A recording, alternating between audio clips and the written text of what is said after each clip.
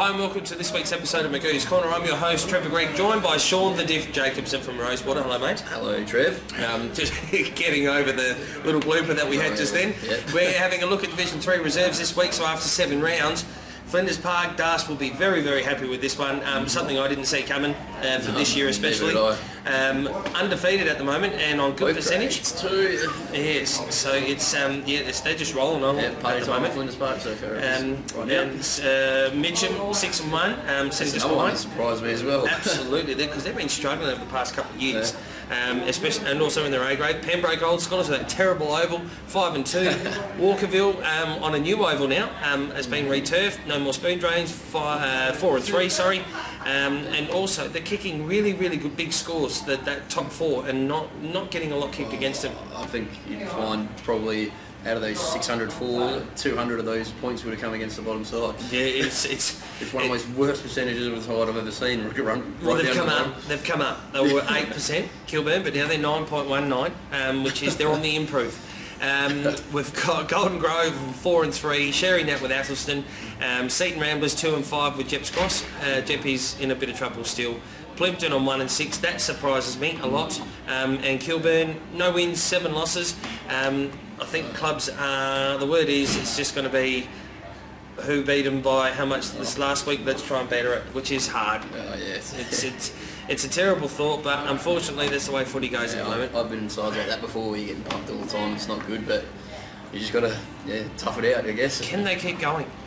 Oh, can do. Depends on how good drinking lads you got, what you're playing with. If you get along with them, you just usually don't care afterwards. You just get pissed and you forget about it. Yeah, but it'd be taking its toll on me, I tell you, especially. I went through a year of it. I went through 1 year of it, and it hurt a lot.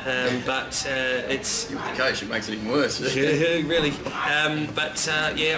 Again, I've got a lot of respect for it for going out every week. But we'll get to them in a minute. So let's have a look at the first game. And as we said, Flinders Park sitting on top, undefeated, 11-15-81, hosting Jeps Cross 8-7-55. So it just keeps going on. But Jeppy's got closer than what I thought they would to Flinders this week. Because they said they've been struggling a bit this year, Jeppy's, and Flinders Park are undefeated. And 3 goals, could have been a little more. Don't know how score by score was, but 11-15 wasn't exactly great kicking from Flinders Park. Big busting Benny Dyder back on the score sheet again with a couple. Oliver also with 2.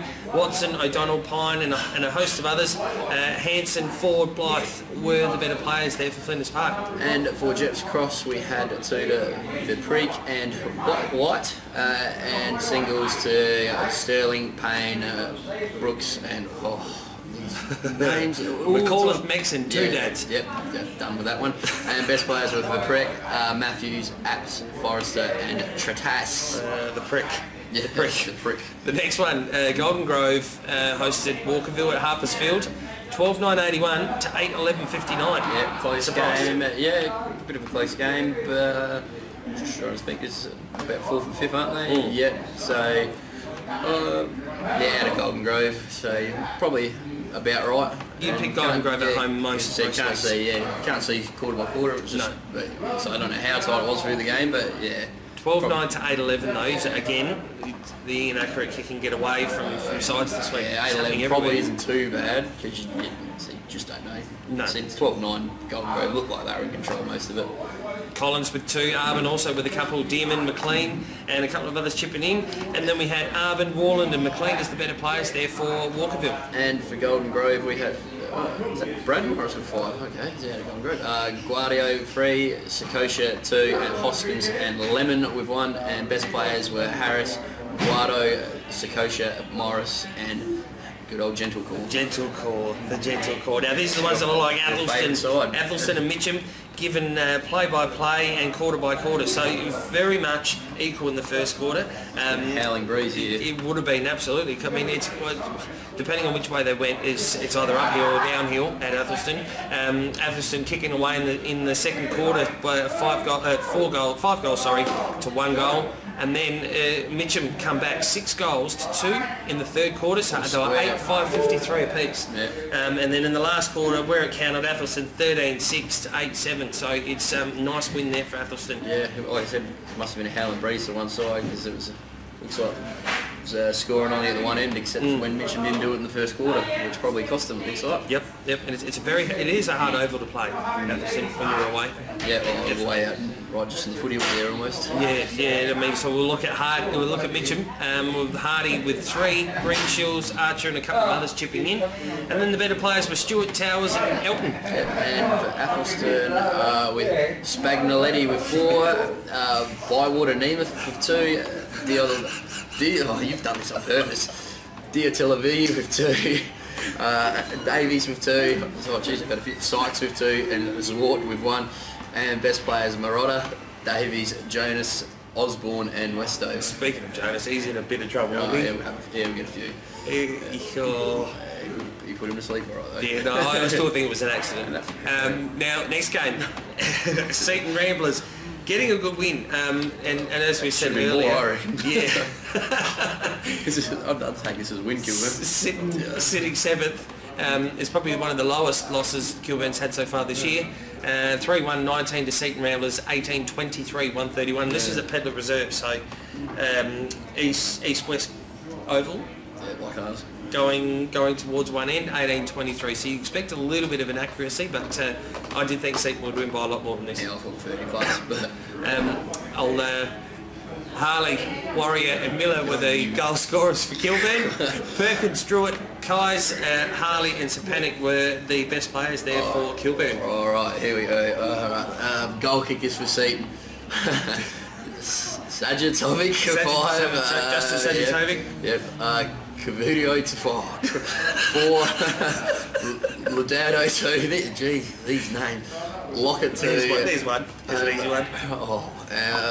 We're singles to a fair few people, I'm not reading. Kovacs, and best players, Kovacs, Bow, Laudado, Hannigan, and you can, the big Sag, Justin Sajatovic. Yeah. Oh, sorry about that. I had to do that one. I knew you were going to do it. And the final game of the round was Plimpton hosting Pembroke. Another one that's Plimpton's surprising me. They were strong in their C grade last year, but haven't been able to do too much in there too. So 14-22, 106. So the Bulldogs 3-5-23, unfortunately. So a spanking, and that was at Plimpton as well. So wasn't it your favourite oval? No, not at all. So I'll go with Pembroke on this one. Walk with 5. Sivan Shigat. That one. Sebastian with 3, Denya, Brennan, Reeve, Dome, Tripman and Willis were the individuals, and Wood, Denya, Walsh, Moore and Tripman were the better players. And for Plimpton we have Rayner, Walker and McGovern. I've seen one name and I'm going to struggle with this, Trev. Best players for Plimpton, Dolling, Gene, Staskevicius, there we go, and Cassidy and Jenkins. Oh, no, I like it. I love having you on, Biff. Looking around, Kilburn host Athelston. Yeah, we know what's going to happen here. I think it could be a 200-pointer. No, I reckon it could be. And I think, and unfortunately for Kilburn, sides like Athelston would probably be disappointed if they don't win by that sort of margin. Points, yeah. And it gives other clubs an opportunity to try new things at the expense of a club like Kilburn. Been there, done that. It's not a nice feeling, but again, much respect. And those guys still showing up every week and not being worried about it or trying to float down to a C grade because they haven't got one. Yeah, well, if they don't play, they don't have a club, so it's good that they're having a kick out there still. Yeah, and that's the thing. They don't play, no club, so they're doing the team thing rather than trying to disguise it and hide in the C grade somewhere. Yeah. That was my little punt from last year. Right, Jeps Cross and Walkerville at Duncan Fraser. Yeah, the Walkies here should win and win comfortably, I'd say, but yeah, Jeps Cross could surprise me. Yeah, Walkies bounced back for me. Golden Grove and Seaton Ramblers out at Harpersfield, so second week in a row, home game for the Kookaburras. Yeah, Golden Grove here for me. Yeah, Golden Grove plenty. Absolutely plenty. This should be a good one, I'd say. Pembroke and Flinders Park at the Tree. Yeah, I'd just go Flinders still though. They haven't lost the game for a reason. I reckon they won't lose this one. No, I think they'll be up and about. I think Benny Guyton will kick 7. So put it out there, put the pressure on you, big fella. Mitchum and Plimpton at Thomas Farms. Yeah, Mitchum this one. Yep, Mitchum for me.